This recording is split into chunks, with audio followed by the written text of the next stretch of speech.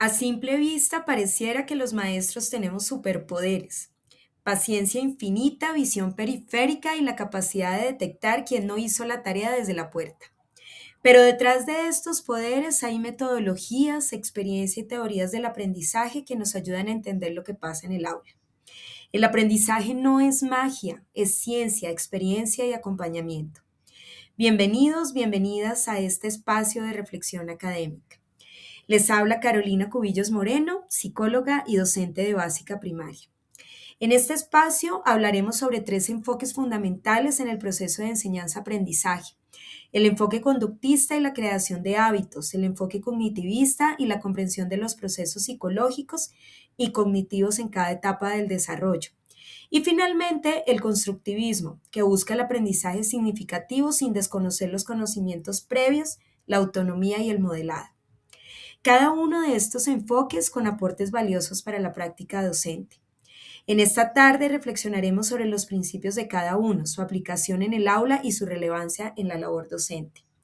Este podcast pretende ser una invitación a reflexionar sobre las prácticas docentes, reconocer cómo las teorías del aprendizaje son la base para comprender cómo los estudiantes adquieren conocimientos, desarrollan habilidades y construyen significados. Iniciemos entonces. El enfoque conductista, representado por autores como Pavlov, Skinner y Bandura, menciona que el aprendizaje se explica a través de estímulos, respuestas, consecuencias y refuerzos.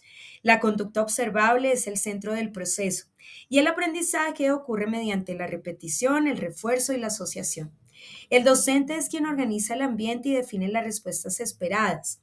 Algunos ejemplos en el aula que contempla este enfoque es el uso de refuerzos positivos como felicitaciones, valoraciones altas, medallas o diplomas de refuerzo, cuadros de honor, puntos o recompensas cuando los estudiantes cumplen una tarea o su nivel ha sido superado. Uno de los aspectos que más llama mi atención es la apropiación de rutinas claras, que se convierten en hábitos de convivencia y bienestar, actividades de práctica repetida que fortalecen el aprendizaje y las habilidades. Algunas ventajas de este enfoque es que favorece la convivencia y permite tener claridad en los objetivos que se propone el docente. Sin embargo, es necesario contemplar algunas limitaciones. Este enfoque puede centrarse demasiado en la conducta externa y no en los procesos internos.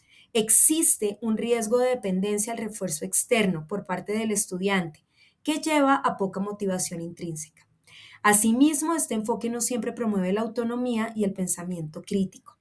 En mi práctica como docente en educación socioemocional, este enfoque resulta muy valioso a la hora de implementar estrategias para organizar rutinas, algunas de ellas socioemocionales, como la respiración consciente antes de iniciar alguna actividad, la valoración de procesos. Emplear refuerzos positivos para fortalecer la participación, la convivencia y la responsabilidad. Aunque pareciera que estos enfoques conductistas son demasiado autoritarios, en realidad son una herramienta fundamental en la labor docente. Bien, es el segundo enfoque cognitivista. Con autores como Piaget, Ausubel y Gagné, explican el aprendizaje como un proceso interno donde el estudiante procesa, organiza y almacena información. El conocimiento se constituye mediante la atención, la memoria, la codificación y la recuperación. Los conocimientos previos son esenciales para que el aprendizaje sea significativo. Algunos ejemplos en el aula son la activación de conocimientos previos antes de iniciar un tema, iniciar la clase desde la primera sesión realizando alguna rutina. Las metodologías empleadas para desarrollar cada clase también deben ser presentadas de diferentes maneras. Para esto se pueden usar estrategias como podcast, presentaciones PowerPoint, videos. Para finalizar, preguntar a cada estudiante qué se lleva de cada clase, qué aprendió con los ejercicios o actividades desarrolladas. También se pueden implementar rutinas de pensamiento como antes pensaba que, ahora pienso que. Crear algún producto finalizando cada clase como un mural, un objeto, un ejercicio para incluir en la rutina. Retomar en cada clase el trabajo desarrollado en la anterior. Entre las ventajas de este enfoque se contempla la promoción de la comprensión, así como permitir al estudiante adquirir habilidades para organizar la información de manera lógica y fortalecer habilidades de pensamiento y autorregulación. Sin embargo, encontramos también algunas limitaciones. La implementación de este enfoque requiere mayor tiempo de planificación.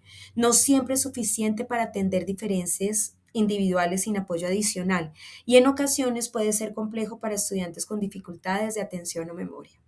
El uso de este enfoque en mi práctica pedagógica lo logro a partir de actividades de metacognición socioemocional, como los diarios reflexivos, análisis de situaciones y la forma como mis estudiantes reaccionan a ellas, escaneo corporal y sobre todo en las partes iniciales de la formación en educación socioemocional, todo lo relacionado con conciencia emocional.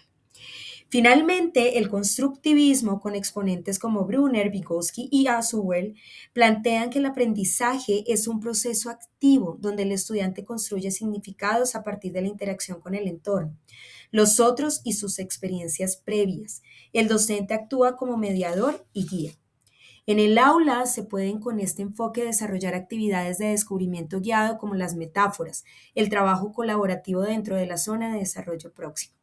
Las ventajas más significativas de este enfoque es que fomenta la autonomía, creatividad y pensamiento crítico, promueve el aprendizaje colaborativo y la interacción social, facilita aprendizajes significativos y contextualizados. Algunas de sus limitaciones es que requiere tiempo, recursos y una planificación cuidadosa. Puede ser difícil de implementar en grupos numerosos.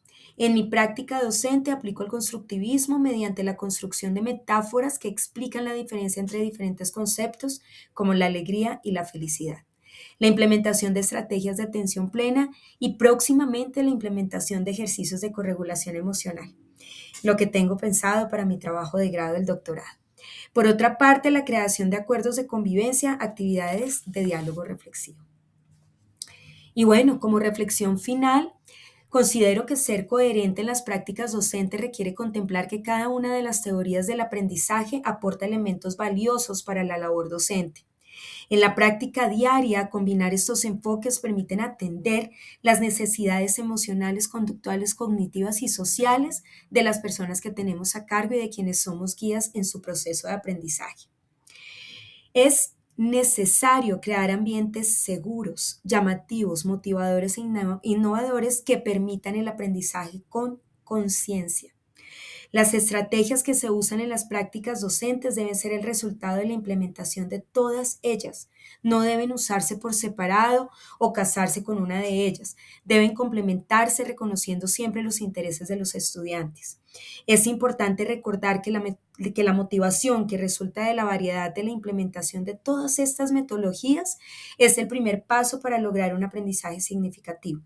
Es importante también no desconocer que las teorías del aprendizaje son herramientas complementarias que enriquecen la enseñanza. Comprenderlas permiten diseñar estrategias en el aula más efectivas, reflexivas y humanas. Cada teoría se convierte en una oportunidad para acompañar y guiar a los estudiantes en su proceso de crecimiento académico, personal y socioemocional. Con esta reflexión final terminamos este podcast que pretende ser la explicación al ADN del aprendizaje. Muchísimas gracias.